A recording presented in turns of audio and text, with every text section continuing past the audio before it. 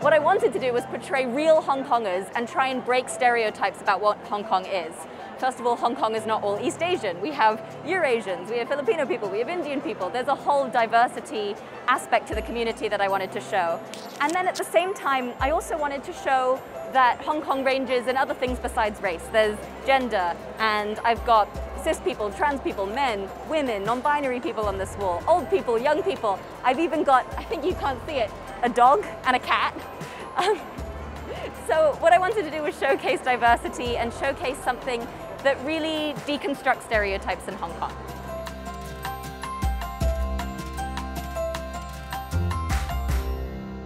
My name's Sophia Hotung. I'm from Hong Kong, and I'm a Eurasian writer and illustrator, and I also made the mural you can see behind me. I became well known as an artist by making the Hongkonger, which is a cover series based on the New Yorker magazine.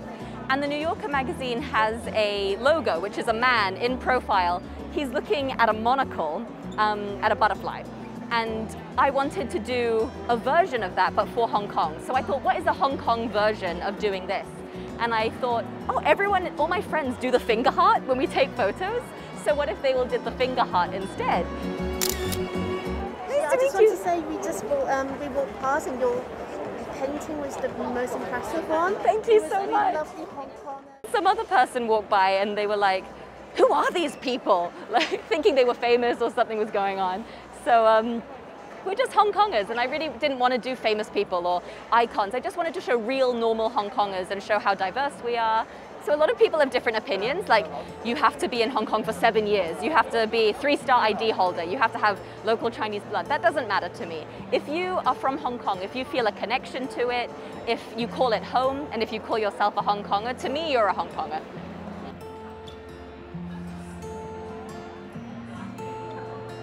I only became an artist because I was recovering and had nothing else to do. Well, I have 7 different autoimmune disorders, and the first one I got, I was 16. So my experience has been being diagnosed with illnesses I didn't have, and then finding out later that I had another illness that was completely different and being treated with the wrong medicines. The overall feeling is often frustration. It's often feeling real loss and dread and lack of hope. It's really sad. What do you do with your life? There's never going to be a recovery for most chronic illnesses that leads you to be cured. But I have a very rich and fulfilling life, and one of the ways I've managed to do that is by not focusing so much on what other people think of me. I graduated from university. I wanted to be an auditor. I wanted to go into tech, but not actually because I loved the idea of auditing someone or tech consulting. I just wanted people to think I was smart or to think I was talented. And that's so difficult to overcome as a kid because school is about being productive and being talented and being smart. But once you unlearn that and you think about how can I just be kind? How can I be content? How can I be there for the people who are there for me? When you can find a balance between being responsible and being there for your community, you are able to feel a lot less pressure. And when there's less pressure on yourself, you can actually start recovering.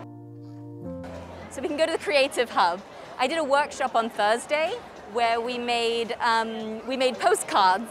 I half finished some Hong Kongers and then wanted everyone else to finish them for me and color them in. So let's see. There's Lion Rock Station, and then there's Peak Trail. There's also a door one that's somewhere else. And I also gave some information about the inspiration behind this, which is the New Yorker magazine. It makes me really happy to see people taking the time to color in. And one of the reasons I wanted to do it, and I designed it for children originally, there's a lot of depth in art that sometimes it goes over their heads. So I wanted to have something at the fair that children could do that would help them connect and engage with what was going on around them.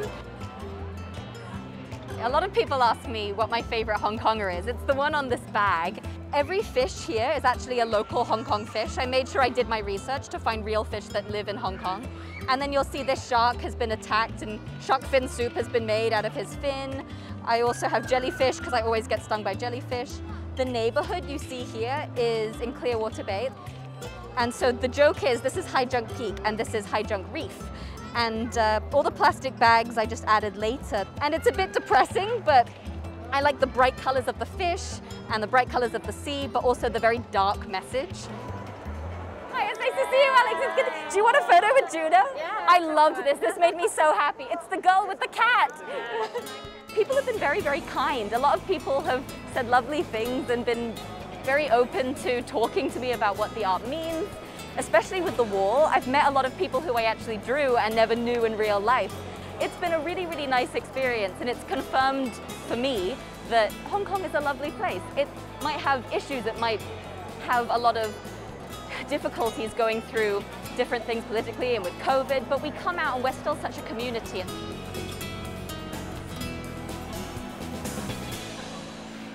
So a lot of people get surprised when they see me write or see me actually draw without an iPad, because I'm not actually very stable. I have very shaky hands, and if I use any muscle in my body for a long period of time, or not even that long, it gets weak. For example, day 2 of the Affordable Art Fair, I couldn't show up. I could not get out of bed. It was really painful to walk, and if I tried, I'd just fall down. It's called a dynamic disability. Sometimes I have a cane, sometimes like today I'm walking around. It's difficult to explain it to people. You can't conquer disability. My career is only able to happen because I don't overcome it. I manage it and I accept it. Like right now, I feel like this is a crazy experience for me. This isn't something that I ever expected would happen to me. And I feel great, I feel so happy. But I know there's gonna be a point in my life where I'm really sick again and I'm gonna get depressed again. No one's gonna wanna buy my art. But if you ride that low, there will be a high. If you hold on, there will be a high. You just need to wait for it.